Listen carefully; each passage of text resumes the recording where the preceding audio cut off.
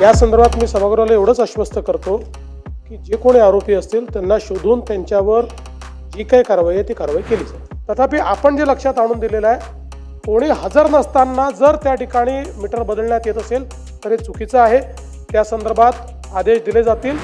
त्यावेळेस जेव्हा आपण घोषणा केली, घोषणेनंतर आपल्याला लक्षात आलं की हा सगळा पैसा निर्यातदार घेतील, म्हणून आपण त्याच्यात तरतूद अशी केली आहे की तो पैसा शेतकऱ्याला गेला पाहिजे। त्यामुळे आम्ही तो शेतकऱ्याला जाईल असाच प्रयत्न करू। खरं म्हणजे मध्यंतरी महाराष्ट्राला खूप गोष्टी भोगाव्या लागल्या, कोविडचा काळ आला, अनेक अडचणी आल्या, अनेक स्थगिती आल्या, पण या सगळ्या गोष्टी विसरून जायच्या। कारण आता आपण ठरवलं आहे महाराष्ट्र आता थांबणार नाही आहे। मुंबई कालही महाराष्ट्राची होती, आजही महाराष्ट्राची आहे, आणि जोपर्यंत चंद्र आणि सूर्य आहे तोपर्यंत ती महाराष्ट्राचीच राहील। पण आता हा इतिहास बदलला आहे आणि आता CBSEने नवीन पुस्तकामध्ये या ठिकाणी छत्रपती शिवरायांचा आणि मराठा साम्राज्याचा 21 पानाचा इतिहास घेतलेला आहे की 2029-30च्या दरम्यान देशातली पहिली $1 ट्रिलियन इकॉनॉमी ही महाराष्ट्र असेल। त्या दृष्टीनं या ठिकाणी आपलं कार्य चाललं आहे। तर म्हणजे शिंदेसाहेब जेव्हा मुख्यमंत्री झाले तेव्हापासून तर आत्तापर्यंतचा आपण विचार केला तर डावोसची गुंतवणूक 17,57,801 कोटी रुपयाची आहे। आणि यामध्ये जे सामंजस्य करार झाले त्यातल्या सामंजस्य करारापैकी त्याची एकत्रित जी काही अंमलबजावणी झालेली आहे त्याचं प्रमाण 75% आहे। आपण बघितलं असेल तर 24-25 मध्ये विक्रमी 1,64,775 कोटी रुपयाची परदेशी गुंतवणूक आपल्याकडे आली। सोलर मॉड्यूल हा जो काही एक संवर्ग आहे यामध्ये विदर्भ देशात नंबर 1 होणार आहे सोलर मॉड्यूलमध्ये। त्यानंतर कोल गॅसिफिकेशनमध्ये देशातली सगळ्यात मोठी इन्व्हेस्टमेंट ही विदर्भात आलेली आहे। जवळपास 70,000 कोटी रुपयाची इन्व्हेस्टमेंट आहे। तर मराठवाड्यामध्ये आपण DMIC सुरू केलं, त्यामध्ये इलेक्ट्रॉनिक उत्पादन निर्मिती, सेमीकंडक्टर, सोलर पॅनल आणि मॉड्यूल यामध्ये गुंतवणूक आलेली आहे 50,000 कोटी रुपयाची। जवळपास रोजगार 30,000चा त्याच्यामध्ये आहे। संभाजीनगरला आणि मराठवाड्यामध्ये जी गुंतवणूक आली आहे ती 50,000 कोटी रुपयाची आलेली आहे। आणि मिहानमध्ये आपल्याला या ठिकाणी अप्रत्यक्ष आणि प्रत्यक्ष जो रोजगार आहे हा आता 1,27,225 लोकांना प्राप्त झालेला आहे।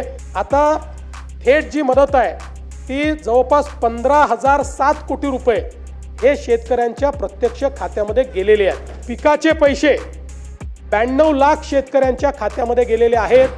आपण राज्याच्या या योजनेकरता 26,681 कोटी रुपये हे खर्च करतो आहोत आणि शेतकऱ्यांना मोफत वीज देतो आहोत।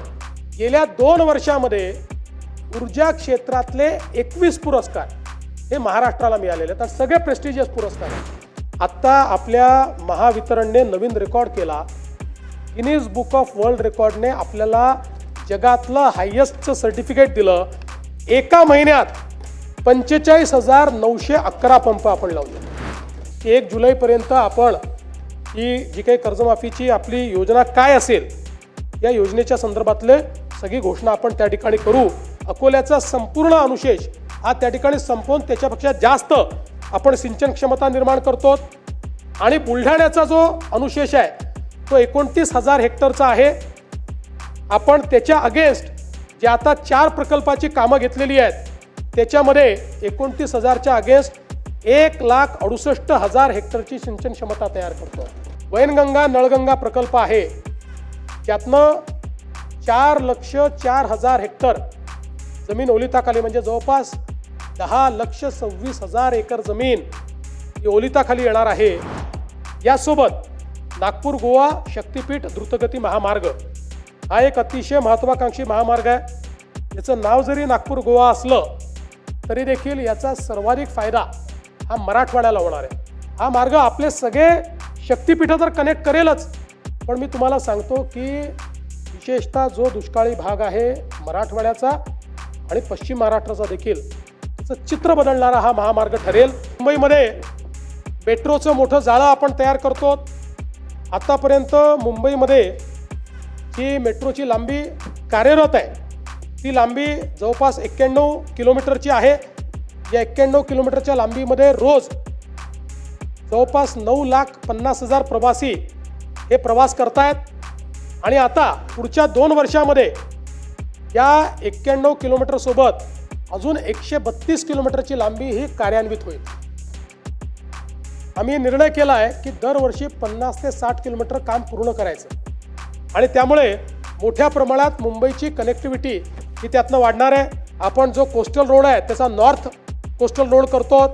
आता आपण बांद्र्याहून वर्सोवाला पोचू, वर्सोव्यापासनं दहिसर आणि दहिसरपासनं भाईंदर अशा प्रकारचा आपण रस्ता आता केलेला आहे आणि त्यासोबत आपण भाईंदरच्या उत्तरपासनं विरारपर्यंत हा देखील एक समुद्री मार्ग यालाही मान्यता दिलेली आहे आणि त्यालाही पुढच्या काळामध्ये आपण करणार आहोत. मुंबई, कल्याण, लातूर, महाराष्ट्र हद्द हैदराबाद अशा प्रकारचा एक जनकल्याण द्रुतगती महामार्ग आपण तयार करतोय. लातूरपासनं मुंबईपर्यंतचं अंतर 4.5 तासाचं. एक महिला डॉक्टर तिने आत्महत्या केली आणि त्यातून समाजामध्ये देखील खूप मोठ्या प्रमाणात एक दुःखाची लाट देखील तयार झाली आणि म्हणूनच या संदर्भात आपण SIT पण नेमली. अजून हा तपास आपण कन्क्लूड केलेला नाही. आता याची चार्जशीट लवकरच दाखल होईल आणि हा जो पोलिसांचा तपास आहे हाही महिला IPS अधिकाऱ्यांच्या माध्यमातून चाललेला आहे. विशेषतः आता आपण जे शक्ती कायद्यामध्ये काही गोष्टी केल्या होत्या त्यातल्या काही गोष्टी या ऑलरेडी नवीन 3 कायद्यात त्या कायद्यांमध्ये आलेल्या आहेत. काही गोष्टी अशा आहेत की ज्या सुप्रीम कोर्टाने दिलेल्या रुलिंगमध्ये बसत नाही, तर त्या गोष्टी वगळून ज्या गोष्टी राहिलेल्या आहेत त्या गोष्टी आपल्याला कायद्यात कशा आणता येतील याच्यावर आम्ही आता प्रयत्न करतो. त्या आराखड्याची अंतिम मंजुरी आता होती आहे आणि म्हणून जे उत्तर आलेलं आहे ते जुन्या आराखड्यावर आलेलं आहे. नवीन आराखडा मंजूर झाल्यानंतर स्टेशनवर छत्रपती शिवाजी महाराजांचा अतिशय भव्य असा पुतळा असेल की बाबा आपण कुठेतरी 55% अट काढतोय म्हणजे कमी लोकांना घ्यायचं आहे. अटीचा विषय संपलाय आता. 55 नाही, 60 नाही, 50 नाही, 80 नाही, अटीचा विषयच नाही आहे. आता स्पर्धा परीक्षा आहे. नवीन हाऊसिंग फॉर ऑल ही योजना तयार करून मुंबईमधील इमारतींचा पुनर्विकास करण्यास चालना देण्यात येणार आहे. उच्च वारंवारता रडार केंद्र स्थलांतरित करण्याच्या मंजुरीची प्रक्रिया होईल. उपरोक्त रडार केंद्राच्या स्थलांतरणामुळे दहिसर व जुहू DN नगर परिसरातील इमारतींच्या पुनर्विकासाचा मार्ग खुला होईल. अशा प्रकारचे अगदी छोटे 3 अनुषंगिक बदल करून हा कायदा अस्तित्वात आणण्याकरता राष्ट्रपतींनी मान्यता दिलेली आहे. आता पुन्हा राष्ट्रपतींकडे जाण्याची आवश्यकता नाही आहे आणि म्हणून हे 3 छोटे बदल या ठिकाणी आपण आणलेले आहेत.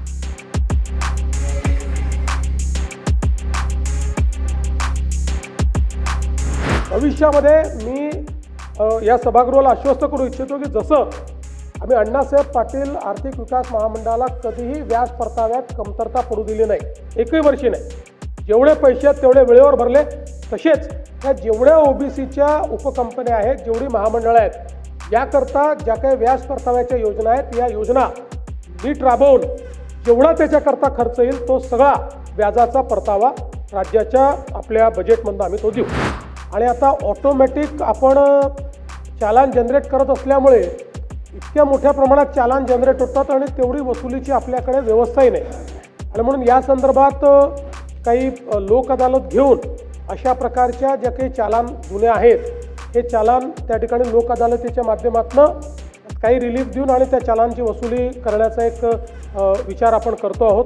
त्यांनी बॉडी कॅमेरा असेल तरच चालान करता येईल अशा पद्धतीचं त्यांनी आता त्या ठिकाणी नियम केलेला आहे.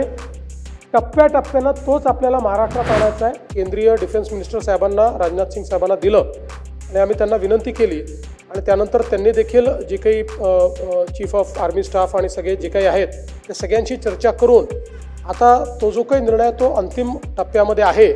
आम्हाला अपेक्षित आहे की तो निर्णय लवकरच येईल. तो आला तर इथला सगळाच प्रॉब्लेम जो आहे तो बऱ्यापैकी सॉल्व्ह होईल.